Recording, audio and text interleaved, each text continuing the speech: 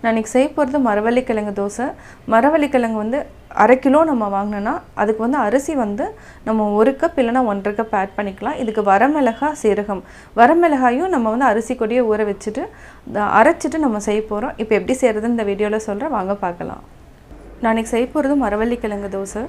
மரவள்ளி கிழங்கு தோசைக்கு தேவையான பொருட்கள்: 1/2 கிலோ வந்து நான் இட்லி அரிசி எடுத்திருக்கேன், 2 டேபிள் ஸ்பூன் வந்து கடலைப்பருப்பு, 1/2 கிலோ வந்து மரவள்ளி கிழங்கு, 10லேருந்து 12 வரைக்கும் வரமிளகாய் தண்ணியில் ஊற வச்சு எடுத்து வச்சுக்கணும், சீரகம் 1 டேபிள் ஸ்பூன், கொஞ்சமாக வந்து கட்டி பெருங்காயம். இது வந்து நம்ம எல்லாத்தையுமே அரைச்சதுக்கப்புறம் நம்ம வந்து வெங்காயம் ஆட் பண்ணி செய்ய போகிறோம். கூட உப்பு ஆட் பண்ணி தோசை ஊற்ற போகிறோம். ஃபஸ்ட்டு வந்து இதை நல்லா ஊறட்டும். அதே மாதிரி தோலெல்லாம் எடுத்துகிட்டு உங்களுக்கு 2ஆக கட் பண்ணி பாருங்கள். நல்லா வெள்ளையாக மாவு மாதிரி இருந்துச்சுன்னா நம்ம யூஸ் பண்ணிக்கலாம், கருப்பாக இருந்துச்சுன்னா யூஸ் பண்ண வேண்டாம். இது எல்லாத்தையும் நம்ம சின்ன சின்னதாக கட் பண்ணிவிட்டு மிக்சியில் அடிச்சுக்கலாம். அது வரைக்கும் அரிசியும் ஊறிட்டுருக்கட்டும். இப்போ வந்து நம்ம வந்து மரவள்ளி கிழங்கை வந்து இந்த மாதிரி குட்டி குட்டியாக கட் பண்ணி வச்சுட்டு நம்ம மிக்சியில் போட்டு அரைக்க போகிறோம். அரைக்கிறப்போ அதாவது என்னென்னா, ஃபஸ்ட்டு தனித்தனியாக அரைச்சிக்கோங்க. இட்லி அரிசி கூட வரமிளகாய், சீரகம், கொஞ்சமாக வந்து பெருங்காயம் இதையும் போட்டு அரைச்சிட்டு உப்பும் ஆட் பண்ணி அரைச்சிக்கலாம். இப்போது சீரகம், பெருங்காயம், வரமிளகாய், அதாவது ஊற வச்சது தான், அப்போ தான் வந்து ஈஸியாக அரைபடுங்கிறதுனால நம்ம அரிசியும் போட்டுக்கலாம்.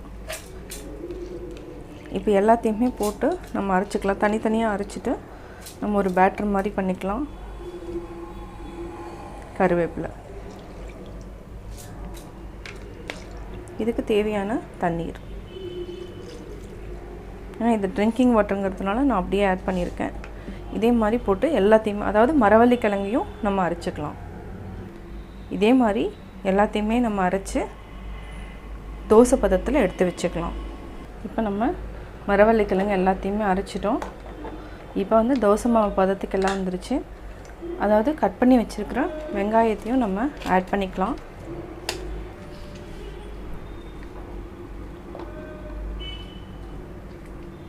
நம்ம இப்போ தான் வந்து உப்பு ஆட் பண்ண போகிறோம். உப்பு வந்து ஆக்சுவலாக 2 டேபிள் ஸ்பூன் வந்து ஆட் பண்ணிக்கலாம். மரவள்ளி கிழங்கு எப்போ சீசன் டைமோ அப்போ வந்து நீங்கள் இந்த மாதிரி வாரத்துக்கு ஒரு நாள் வந்து எடுத்துக்கலாம். நிறைய ஃபைபர் இருக்குது, உடம்புக்கு ரொம்ப நல்லது. இதுக்கு வந்து கொஞ்சமாக கருவேப்பிலை இருந்ததுனாலும் ஆட் பண்ணிக்கோங்க, நல்லா வாசனையாக இருக்கும். கொத்தமல்லி தழை இருந்தாலும் நம்ம போட்டுக்கலாம். இது வந்து என்னென்னா கிள்ளி போட்டுக்கோங்க. இப்போ வந்து தோசையை ஊற்றிக்கலாம். தோசை கல் வச்சுட்டோம்.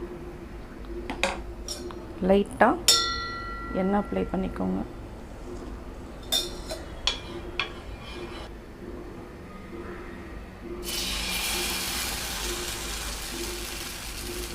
ஒரு 1 கரண்டி மாவு,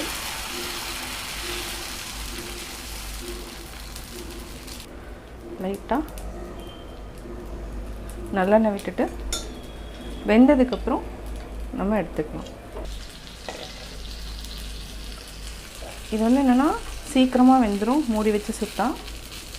இது சாப்பிட்றதுக்கே வந்து ரொம்ப டேஸ்ட்டாக இருக்கும் இந்த தோசை. இப்போ வந்து திருப்பி போட்டுக்கலாம்.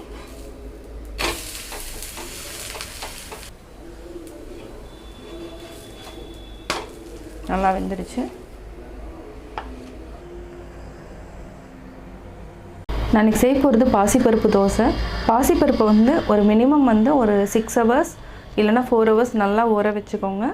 இது கூட வந்து நம்ம கடலைப்பருப்பும் பச்சரிசியும் ஆட் பண்ண போகிறோம். இதையும் நல்லா ஊற வச்சு அரைச்சதுக்கப்புறம் பச்சை மிளகாய், இஞ்சி, வெங்காயம் வந்து உங்களுக்கு தேவையான ஆட் பண்ணிக்கோங்க, இல்லைனா வேண்டாம். இப்போ எப்படி செய்கிறது இந்த வீடியோவில் சொல்கிறேன், வாங்க பார்க்கலாம். நான் இன்றைக்கி செய்ய போகிறது பாசிப்பருப்பு தோசை. பாசிப்பருப்பு தோசைக்கு தேவையான பொருட்கள்: பாசிப்பருப்பு நான் 1 டம்ளர் எடுத்திருக்கேன், இது 200 கிராம்ஸ். இதில் 1/4 டம்ளர் வந்து கடலைப்பருப்பு, 1/4 டம்ளர் பச்சரிசி, தேவையான அளவு உப்பு, சீரகம் வந்து 1 டேபிள் ஸ்பூன், பொடியாக நறுக்குன 1 வெங்காயம், கொஞ்சமாக கருவேப்பிலை, இஞ்சி 1 துண்டு, அரைக்கிறதுக்கு 1 பெரிய வெங்காயத்தை கட் பண்ணியிருக்கேன், 2 பச்சை மிளகாய், லாஸ்ட்டில் வந்து துவறது கொத்தமல்லி. இப்போ எப்படி செய்கிறதுன்னு பார்க்கலாம். ஃபஸ்ட்டு வந்து நம்ம இது அதாவது என்ன, எல்லாத்தையுமே நம்ம அரைச்சிக்கணும்.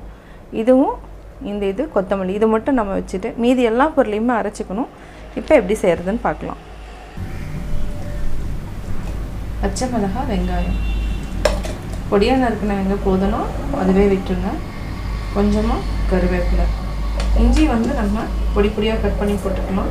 ஏன்னா மிக்சியில் அரைப்படுமா அப்படிங்கிறதுனால பொடியாகவே கட் பண்ணி போட்டுக்கலாம். சீரகம் 1 டேபிள் ஸ்பூன். அதுக்கப்புறம் பச்சரிசி.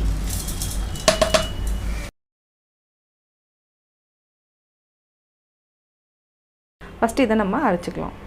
இதை வந்து நல்லா அரைச்சிட்டோம். இப்போ அடுத்தது கடலைப்பருப்பையும் போட்டுக்கலாம். உப்பு,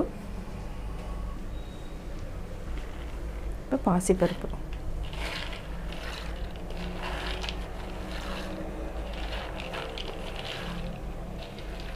இது வந்து என்னென்னா நைட்டே அதாவது மினிமம் வந்து 6 ஹவர்ஸ் ஊற வைங்க. முடிஞ்சதுன்னா நீங்கள் நைட்டே ஊற வச்சிட்டிங்கன்னா இது வந்து ஈஸியாக அரைப்பட்டுரும். இல்லைனா ஒரு சில இது வந்து என்னென்னா பருப்பு வந்து கொஞ்சம் கெட்டியாக இருக்கிறதுனால உங்களுக்கு வந்து அரைப்படாது. அதனால் நைட்டே ஊற வச்சுக்கோங்க. இதை வந்து நல்லா போட்டு அரைச்சிக்கலாம். இப்போ அரைச்சாச்சு.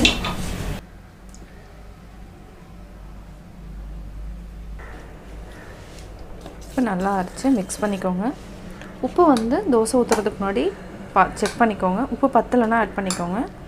இப்போ நம்ம வெங்காயம் போட்டுக்கலாம். வெங்காயம் போடுறவங்க போடுங்க, இல்லைனா வேண்டியதில்லை. ஏன்னா ஆல்ரெடி நம்ம வெங்காயத்தை அரைச்சிருக்கோம்.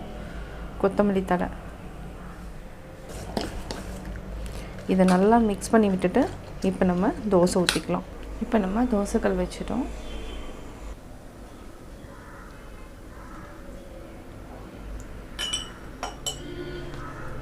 இதுக்கு வந்து லைட்டாக ஆயில் ஊற்றிக்கலாம். ரொம்ப தேவையில்லை.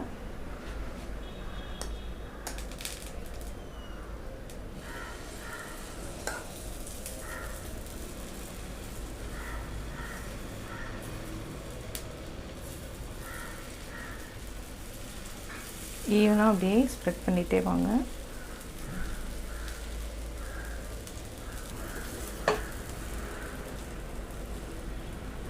சின்ன சின்ன தோசையாகவும் நம்ம போட்டுக்கலாம். இதுக்கு கொஞ்சமாக எண்ணெய் வந்து தேவைப்படும் ஃபஸ்ட்டு தோசைக்கு. அதுக்கப்புறம் வந்து நம்ம எண்ணெய் அதிகமாக ஊற்ற வேண்டியதில்லை.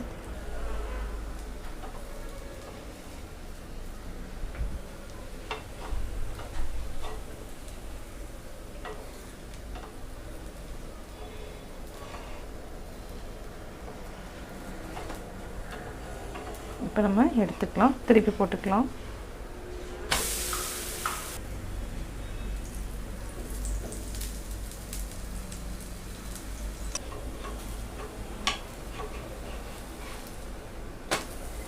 இப்போ நல்லா வெந்துடுச்சு. நம்ம எடுத்துக்கலாம்.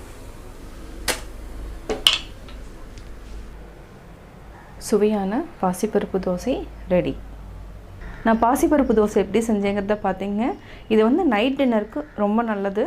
அதாவது என்ன, டைஜஷன் சீக்கிரம் ஆகும். ரொம்ப சாப்பிட வேண்டியதில்லை. ஒரு 2 தோசை இருந்தாவே போதும். நீங்களும் வீட்டில் ட்ரை பண்ணி பார்த்துட்டு உங்களுடைய கமெண்ட்ஸ் எனக்கு சொல்லுங்கள். பிடிச்சிருந்தா லைக் பண்ணுங்கள். மறக்காமல் எங்கள் சேனலை சப்ஸ்கிரைப் பண்ணுங்கள்.